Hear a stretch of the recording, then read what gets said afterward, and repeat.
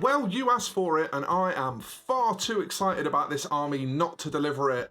So today, we're going to be talking about the updates, what I've got done on the one-page rules Mummified Undead army that I've been working on.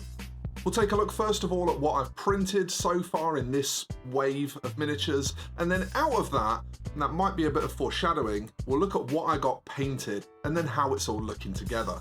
Not only is this going to be a fun little update on the army, which, again, you said you were curious for, so I'm excited to bring that to you, but at the same time, it'll be a nice opportunity to have a look at some of these one-page rules miniatures and see what they actually look like printed, not just the renders. So if that's something you're curious about and you want to see how well they come out, be sure to carry on watching. However, before we get into the meat of all that, I do just want to take a minute to ask you to consider giving the video a like, subscribing to the channel, and enabling notifications. Not only do those things help me massively, but they also allow me to grow and therefore shine a bigger light on some of these other creators that you see on the channel producing amazing war games. And so with professional obligations out of the way, I suppose now we should get on to showing you what I've been working on with this army. The first thing I made sure I printed for the army was a skeleton giant. Something big, something meaty, something that just screams "Let me bang, man!" at the enemy. This one was super quick and simple to get together, and as a finished piece, he's clearly going to be a nice, imposing addition. Next up, a trio of skeleton horsemen. And these may well not end up staying in the army long term, but since for now I'm keeping my mummified king on a horse, I want a unit to go with him. The plan is kind of undecided. If the Horse King turns out to be good, I'll probably double this unit to a unit of 6 to accompany him. If the King seems better on a different mount though, then I may just end up dropping the Skeleton Horseman completely. Next up is a unit that I'd actually already primed up off of camera. These won't be getting any particularly impressive treatment, which is in a way a bit of a shame because they're actually really nice sculpts. But I'm probably going to only have time to do a dry brush and just a really quick little bit of detailing.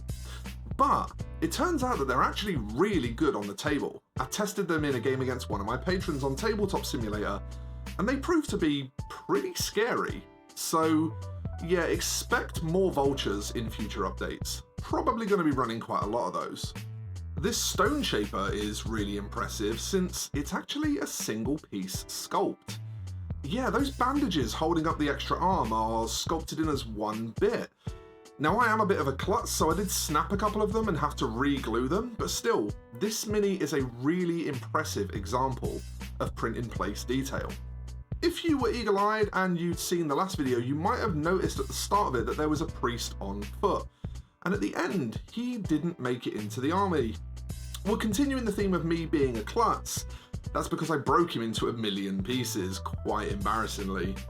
So I needed to print a replacement foot priest, and I decided to actually switch it up and go with this one. It's actually an accompanying priest from one of the bigger models in the collection, so it has these straps that seemingly connect to nothing. However, I'd already figured out that with some hairdryer magic, these are easily wrangled into being some kind of lash instead. And the final addition to this batch is, well, it's quite a big one. It's also the first set of minis in the army that isn't from one-page rules. I really like their mummies, but they have all the armour and embellishments that kind of make them fit in with the rest of the army, and whilst that looks really cool, it does not pertain to the kind of super quick painting that I want from models when I'm fielding them in units of 20. So I grabbed these instead from Lau 3D Lucas, I think that's how I say that, which should be perfect for just some quick dry brush treatment. Now the slightly more disappointing news is my eyes were probably a bit bigger than my belly this month. Whilst I certainly did print quite a bit and I thought I would get through it, I wasn't quite as quick on the painting side of things as I maybe expected to be. But nonetheless, we did get quite a bit painted, so here's a look at what I actually got painted in this wave of the army. The main thing to note here is that I came up with a slightly modified way to do everything without the need for the scale instant paints that I was disappointed with before, but still keeping the general looks pretty similar. This has ended up working really nicely, I think.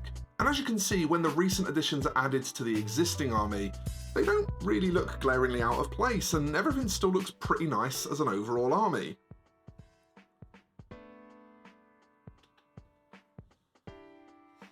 And so that's where we're at. The force has indeed grown, and grown fairly significantly. We've introduced our first largish piece into the army, and we've got a nice clutch of characters and other assorted little bits to go along with it.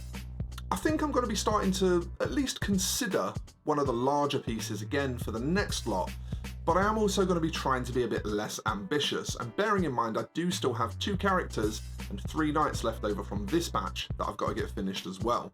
So maybe expect the next army update to quite not be as sizey.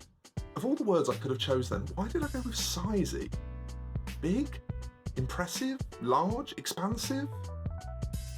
Who am I? Anyway, all of that said, I'm feeling like I'm in a pretty good place with this project, and I'm pretty pleased with the progress so far.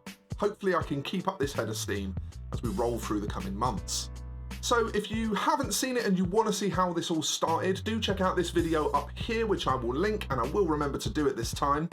But other than that, folks, it's time to end the video. So I want to wish you happy hobbying as always, and thank you so much for watching. I'll see you in the next one, everyone.